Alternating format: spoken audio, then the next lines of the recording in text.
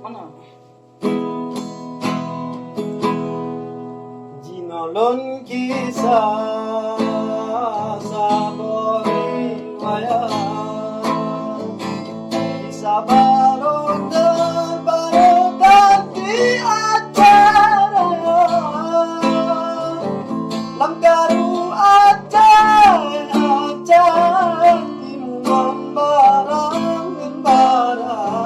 kisah tempat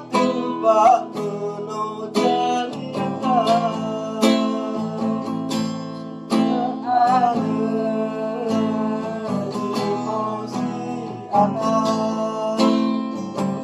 lam jildu saat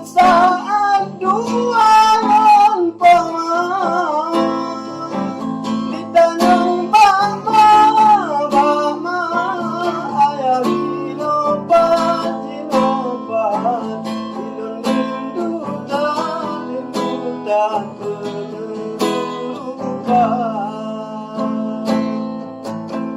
memandang bude halaman ulun jasedat awak teraya muka meninggai lupa tujirat dohirat ulun jasiat lun baca doa Poma otan le ayah lega tungupang lan dibuka karena si bertanya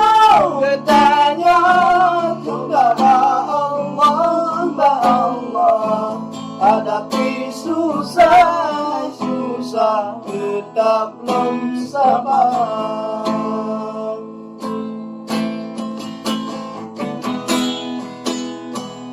seperti poma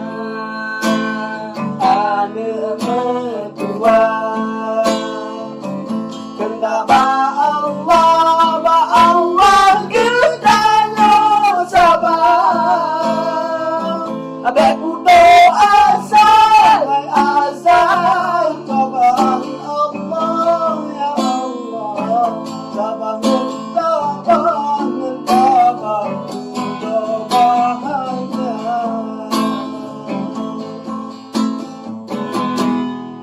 talaga doa kami Allah ube musibah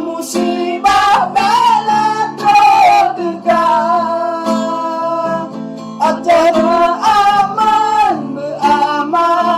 belero daran rodara seramu megah bengkong agama. Artinya ini menceritakan sebuah riwayat kisah yang baru terjadi di Aceh Raya dalam keseriusan Aceh Timur dan Aceh Barat di suatu tempat begini ceritanya.